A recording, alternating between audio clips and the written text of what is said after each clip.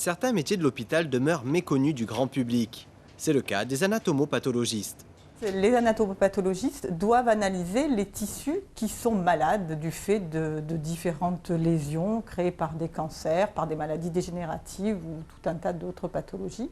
Alors ils les analysent macroscopiquement et ils les analysent histologiquement. Macroscopiquement, cela veut dire que la lésion peut être identifiée à l'œil nu. Pour analyser une lésion histologiquement, les techniciens utilisent des coupes de tissu du fragment lésionnel qu'ils regardent sous un microscope. Le service d'anatomopathologie assure l'analyse de diverses sortes de prélèvements. On peut recevoir différents types de prélèvements. Des prélèvements biopsiques, donc on prend un petit bout d'une lésion pour faire une analyse, ou des prélèvements d'exérèse, c'est-à-dire qu'on va enlever totalement une tumeur, par exemple, ou un organe qui ne fonctionne plus. Ensuite, il y a des cas d'urgence et des cas où les situations peuvent être différées.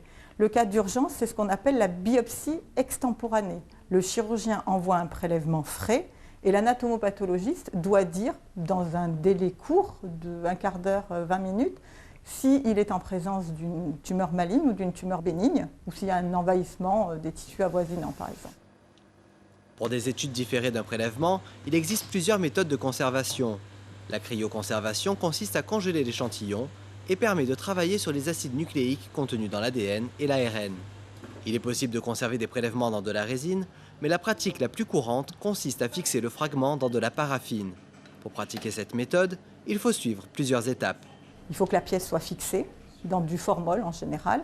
Ça permet que les tissus ne soient pas détruits, parce que si on les laissait à température ambiante, ils seraient spontanément détruits. C'est un conservateur, le formol. Après, il faut que les prélèvements soient placés dans des petites cassettes pour que ces prélèvements soient déshydratés et enrobés dans de la paraffine, la même paraffine que la paraffine de bougie.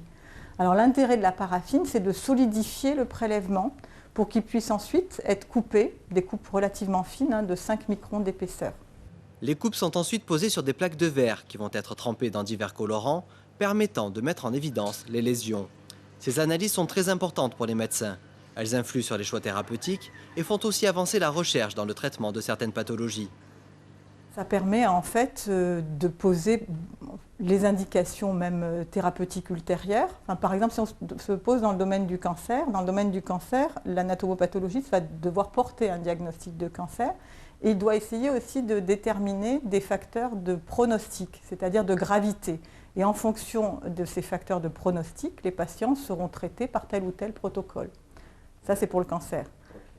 Maintenant, il n'y a pas que le cancer. Donc, on peut parler d'autres affections. Par exemple, dans le domaine des myopathies, les dystrophies musculaires, on en entend beaucoup parler du fait du Téléthon, par exemple.